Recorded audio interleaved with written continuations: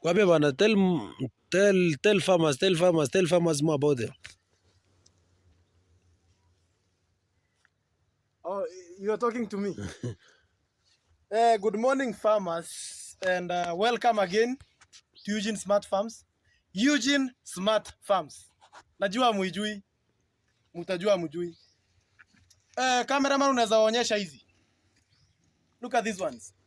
These ones in science, their scientific name, they are called capsicum. Capsicum. Yeah. But in layman's language, kila mtu anajua zinaitwa hoho. Pilipili hoho. Najua watu wengi mnajua hizi vitu hazikui Migori, ni Wakikuyu peke yake wanapanda. Kili kidogo. Hizi vitu, we are farmers, we have the knowledge. In fact, we want to start training farmers here. Kuna vitu mingi you don't know kwamba they can be done around, by the way. For example, hii si mara ya kwanza, we are not piloting. We are doing these things, my friend. Ziko huko mtoni na zimekuwa. So hii si example naonyesha. Hii ni second time. So wapatia waendelee kupanda. We can introduce ourselves.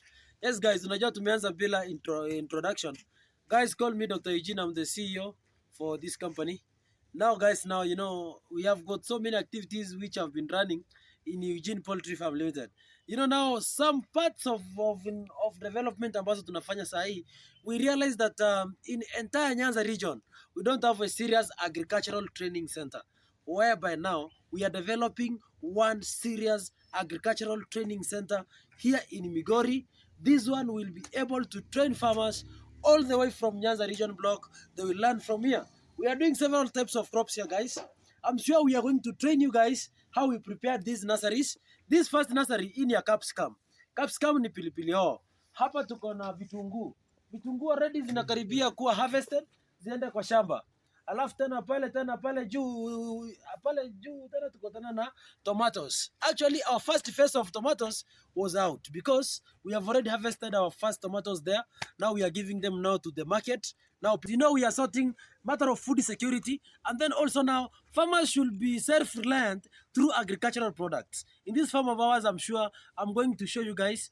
We have done a lot, I'm sure. We have done some types of irrigation, whereby I'll be training you guys how these irrigations are taking place. Daktari, you can tell them some of the irrigations that tumesha embrace already in this farm. We are not depending on rain. Yes, hello farmers again. Karibuni sana. I know previously we had talked, lakini let me answer Daktari's question. We have done a lot with irrigation. You know, here we are doing something that is called integrated agriculture. So we don't depend on weather assertion, that we have to be asserted by weather for us to move on. We are doing a lot with irrigation. First of all, we have imported a very big solar. In the next video, nitaonyesha. Tuko na solar pump. We are doing overhead irrigation. We are doing drip irrigation. We don't depend on just machinery, kwamba ni mafuta tutakuwa nayo ndo Iran. Tuko na money maker pump yen tunakanyaga. We have a solar panel. So apart from, we also have a machine inside there, daktari ya kupump maji kutoka kwa mtoni. So ni relay. Tunapatiana, we have several boreholes. Tunapatiana kutoka mtoni from one borehole to the next stage inakuja shambani. So sisi hatukaukiwi. We have drip and overhead irrigation. So guys, I'm sure you are going to be trained about of how you can do your small drip irrigation in your chicken garden there. You can do your small overhead sprinklers at your homes there, guys. I'm sure this new farm of ours, Eugene Smart Farm, I'm sure it will be able to train you there. And then also, guys, back to our nursery management. Doctor, tell them, how do we manage to produce very healthy things like these ones here? Tell them. Thank you again. First of all, farmers, let me remind you, as farmers, we are failing because of one thing. We fail to raise healthy plants because of one thing. We do not buy hybrid seeds. Tafadhali farmers, make sure you purchase hybrid seeds. Make sure you purchase seeds that are up to quality. Sisi, that's the first thing that we do. The second thing, the land preparation. Our nurseries are prepared up to their finest tilth. We do primary, we do secondary, and tertiary tillage. Then after there, you can either use compost manure or you can use farmyard manure. You spread over the nursery. Ikikuwa iko sawa, una spread juu ya nursery. Then after spread your manure, then you are ready to go. So as you can see, we have healthy plants. Healthy plants equals warmth, good air supply na water. Na hizo ndo vitu tuna provide. First of all, wakati tumeweka our seedlings, our seeds tukiweka kwa nursery, before they germinate, farmers are usually advised for you to attain 100 or 90 to 100% the germination percentage. When you have sown your seeds on the nursery, make sure you give them at least 24 hours for them to acquire the warmth they need. Remember, in germination, warmth is needed. You can't just sow your seeds and decide to water at the same time. Wacha zipigwe na jua, hiyo nursery before hata ufunike, before you mulch. In 24 hours, zitakuwa zimeacquire the warmth that they need. Then after there, now you can mulch and continue watering. Nursery should obtain sufficient water. Mkiangalia daktari ukionyesha huko juu, we have a borehole there. Hatuishiwi na maji. We do irrigation hapa pote. These are not the only nurseries we have. In fact, we have carrots there. Hawakuwa wameona. Nyanya tuko nazo pande ile. So water plus good manure. It can be farmyard manure, compost manure, or even organic fertilizers. So una make sure kwamba you do what is required. So I'm sure you will prepare for them a very nice clip of how you are preparing the nursery. I'm sure steps of preparing a good nursery. Yeah, sure. I'm sure you'll be doing other nurseries for tomatoes, right? It's true. How many seeds? We are going to do 15,000. Yeah. Kilele F1 we are going to do 10. Then we are going to try Shanti 5,000. And then those ones they are on the side. Zara F1, right? Zara F1, yeah. Yeah. So let's go around. Let's show them. What is this, man? Here we are doing some piloting. This is garlic, farmers. Farmers, this is garlic. This People garlic. say garlic cannot do in Migori County. We tell you, you are wrong. We have done a lot of piloting. We have done a lot of testing. We consult experts who have higher knowledge than us. Kama imagine sisi tunafanya hizi vitu na tuna succeed. That means we are knowledgeable.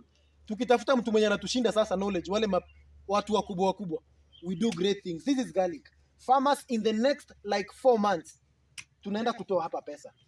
People do not believe garlic can do here. But this one has done. Na mnaona imeshatoka. So garlic imeshatoka. Now guys, now we are believing that now, unajua hii ni kitunguu saumu, but hii ni kitunguu ile ya bulbs. So hii ni kitunguu ile ya bulb, Red Creole. Ile ya red creole, but now this one sasa hii sasa ndio sasa wanaita sasa garlic. Now we are doing piloting. We are doing piloting with around 3,000 pieces. We've just begun with 3,000 pieces, but now guys we will be upscaling because ini breed tunatengeneza sasa, ini mbegu yetu tunatengeneza sasa. From here now, this garlic will go now into our farmers, and then also tutakuwa tumetengeneza breed mzuri sana. Again also hapa ni here we have Zara F1 tomatoes. Advantages of these hybrid tomatoes. Yes, they are expensive, hatukatai. But first, they are tolerant to bacterial wilt. Farmers, kitu kinawasumbua kwa mashamba yenu sana is bacterial wilt. Mtu anapanda nyanya inakauka. You don't know the reason. We have so many reasons as to why zinakauka. Tutatengeneza hiyo clip ya those plant diseases and we will handle them. But wacha nikueleze, this variety iko tolerant to that disease. The second advantage is early to middle maturity. It matures within just 2 months. 2 months, that's 65 days. Hii isha mature na umeanza kuchuna. The third thing, it's bush and it's foliar and bush. Na pia production. Production ya Zara F1 iko juu. It's a climbing variety wakulima. Inafika hapa. Inakuanga na up to 5 steps. So that means in one tomato you can get from 35 to 45 tomatoes. Imagine you have 10,000 tomatoes. What will you be having? Tunarudi nyuma because we don't know the varieties of tomatoes that we should be cultivating. So hii ni mbegu mzuri sana na inakuwa haraka. So now that one is very good. So hii ni tomatoes. So now those ones are the trainings that tutakuwa tuna undergo. These ones are the trainings that tutakuwa tuna undergo.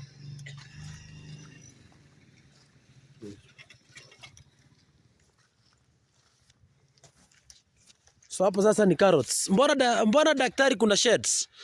Hizo sheds unaweka hapo. Hizo sheds mnaweka juu ni za nini? Hello farmers again. Remember, these plants are still young. We can't subject them to direct sunlight. Because first of all, carrots need a lot of water.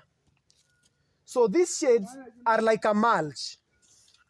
These shades are like a mulch, but we have raised them. The reason we have raised, tunaitanga shelves, the reason we have made these shelves or beds to these carrots is because hatutaki zilaliwe ziumizwe.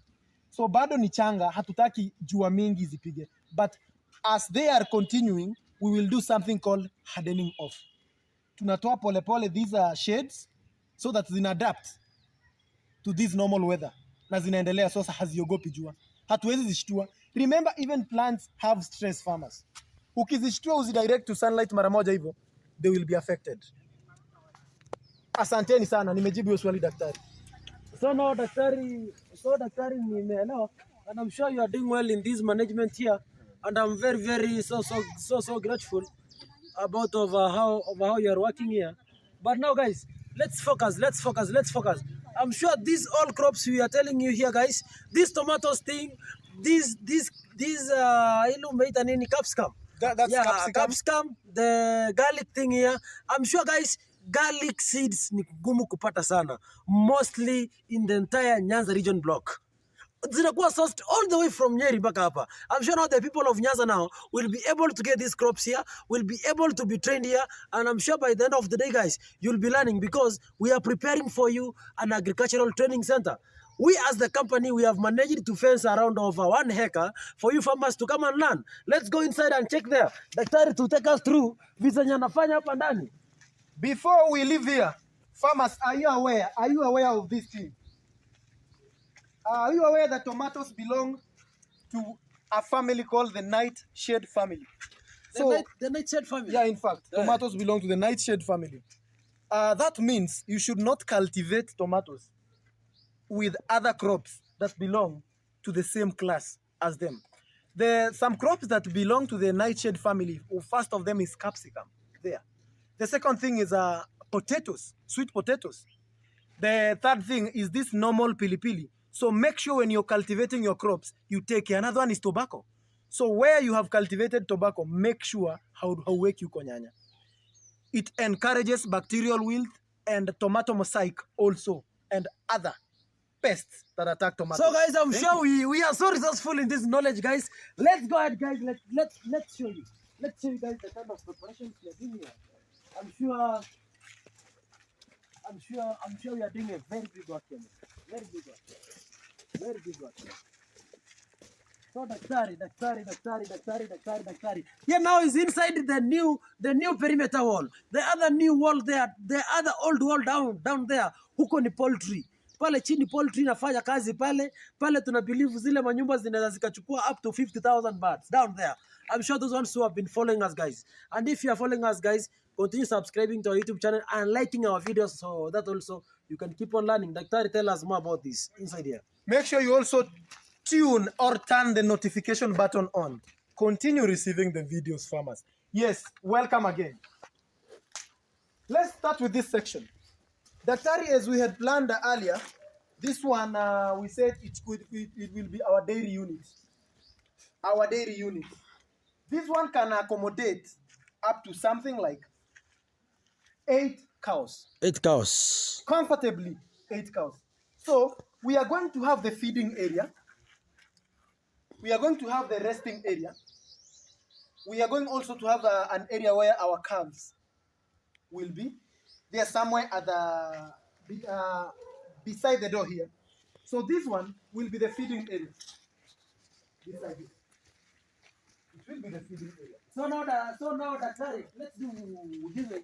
This structure, guys, we are preparing here. It's for the dairy unit. I'm sure this video, I'm going to upload for you another video now. Here dairy capacity building, because you need another value chain. Because we talk agriculture. Yeah. Let's show you some of the pumps zenye tumeleta hapa. Thank you. Let's go and show them. So, alafu hapa tena tunatengeneza supermarket hapa kwa farm. Supermarket iko hapa, wakulima wakija kusoma kuku wanaweza wakanunua hapa snacks zenye zimetengenezwa na kuku na wakakula hapa mayai, cakes hivyo hivyo. So guys, you know it's a deeper. Daktari, show them the pump. Oh, karibuni sana. The pump is there. The agricultural pump. Let's show you. And then some of the solar panels Daktari was showing you zinaonekana pale in that roof. Let me zoom for you. Some of the solar panels are there. Yeah, but we will prepare a very good clip when it comes to that. So now guys, This is the pump, Daktari. This is the pump. Imagine you can imagine the distance, the inlet distance from down here. So this pump is able to pump water from inside here. Inakuja na inapeleka shambani. so how does the pump operate? So inatoa moto wapi kwa solar? Pump inatoa, as you can show them, these are wire, these are cable. It's an electrical cable. So now inatoa moto kwa solar? Kwa solar. Then this pump has a sensor. Ukiingiza ndani ya maji, it senses that water using that sensor. Then it is able to pump that water. And then to up there? To up there. Then to sprinklers. To the sprinkler. Can the pump do irrigation without that pump? Without yeah, it can. We connect directly. Even when you connect with that money maker input, it is able to work without even the sprinklers. The pressure is very high. I'm sure just prepare for them a good clip. Just prepare for them a good clip and a good demonstration for the same. In fact, yes. Yeah. Because guys, now I can tell you now our second wall is over. Now we are doing installations. Inside here, pale ni one stop shop ya wakulima wanaweza nunua pale snacks zao hivyo hivyo. Alafu pale pia ni stores because nyanya zinahitaji staking. So tutakuwa tuna store vitu mingi sana huko. In fact. Yeah. So I'm sure we are going to show them.